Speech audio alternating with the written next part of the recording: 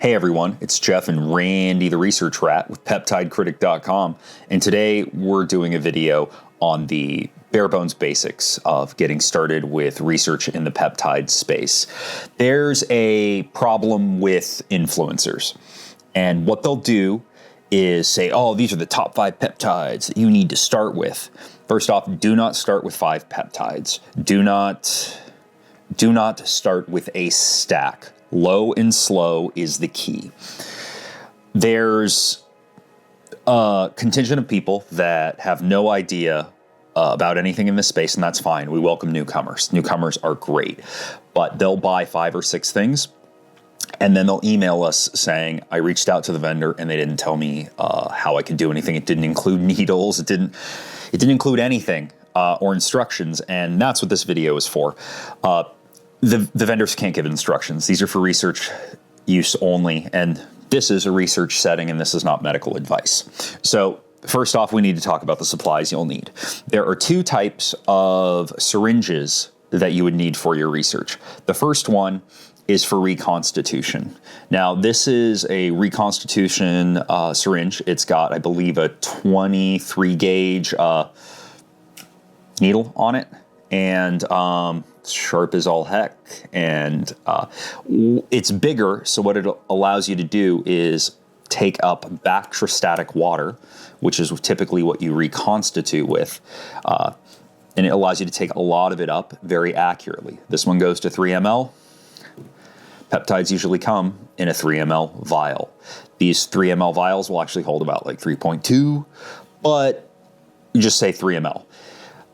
The reason you don't reconstitute with your injection syringe is because your injection syringe has a much smaller needle, and it's a lot harder, try not to stick myself, it's a lot harder to pull a large volume of backwater through.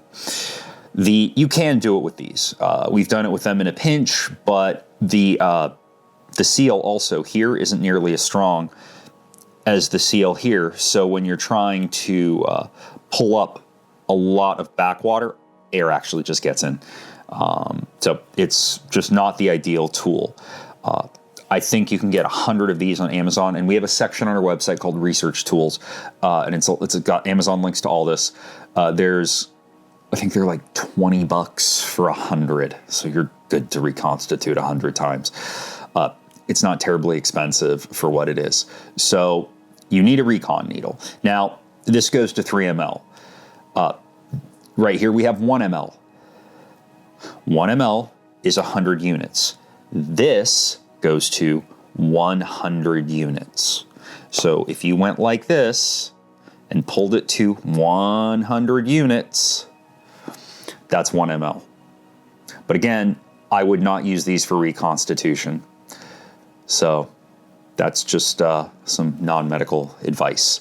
So you have your syringes. You have your syringes for injection. These are, I believe these are like 5/16 or 8 millimeter needles, 31 gauge. It's typically what you go for.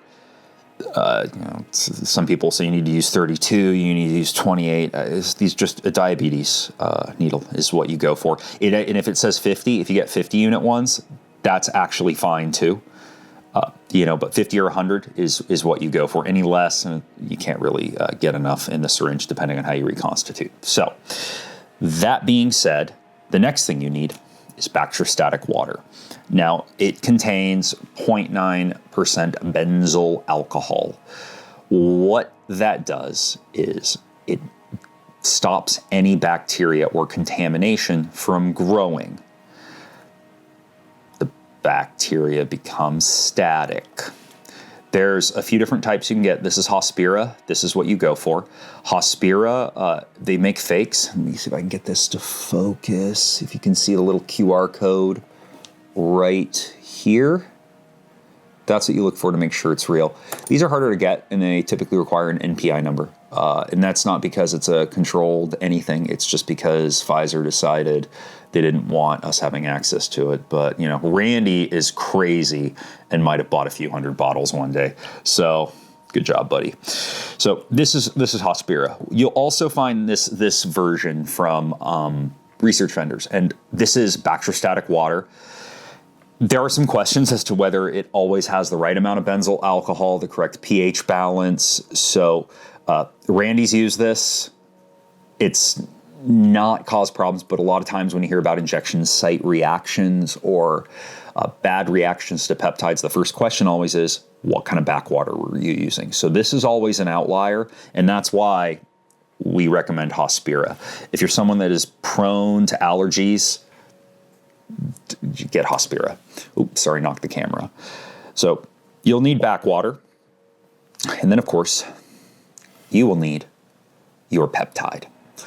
Peptide comes in a lyophilized form. It is freeze-dried. There is a vacuum on here. And this cap, if I take it off, it tears off a piece of the seal. And, then you have access to the rubber stopper. This is a 10 milligram bottle of... I believe it's Tirzepatide. And in order to reconstitute this, I would need to add backwater. We have a reconstitution calculator on our website in the research tools section I suggest you use. And in order to get, let's say, the way I would reconstitute this is I would put 1 milliliter in here. 1 milliliter is 100 units. It's 10 milligrams.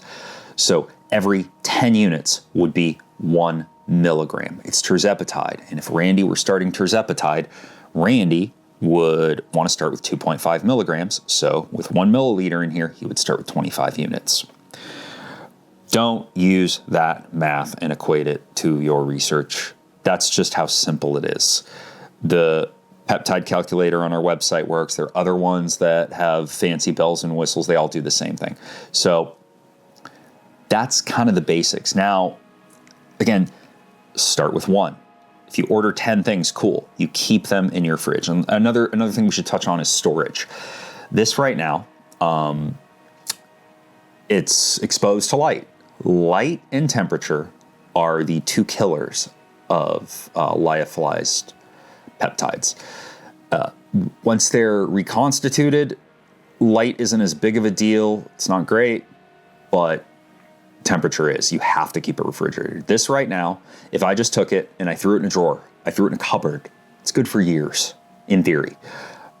It's better if it's in the fridge, but if you're going to be taking it in and out constantly, those temperature shifts are actually bad for the peptide, so don't do that. If it goes in the fridge, keep it in the fridge. Don't take it out to set them up like your little toy soldiers and be like, oh, I'm going to get you. So we might do that here. This is just something you get it in a box usually, throw it in the cupboard and call it good. We do have these boxes you can put them in, and this I think holds 25. You can get something like this, but you can just as easily throw them all in a plastic bag and put them in a cupboard. But don't leave these on your counter exposed to light because that will start to break down the peptides. And beyond that, just, be careful with influencers in the space. These peptides, they aren't a cure-all. They're not magic. I got a message yesterday about BPC 157 being fake because they're not feeling anything. And the truth is, if you're very broken, BPC 157 isn't going to do anything. So I think I've covered it all. And of course, if you have any questions, go to community.peptidecritic.com, join our community forum and post them. We answer them. We love to answer them on there so then other people can see them and other people can learn. So as always, happy researching from Jeff and Randy the Research Rat with peptidecritic.com.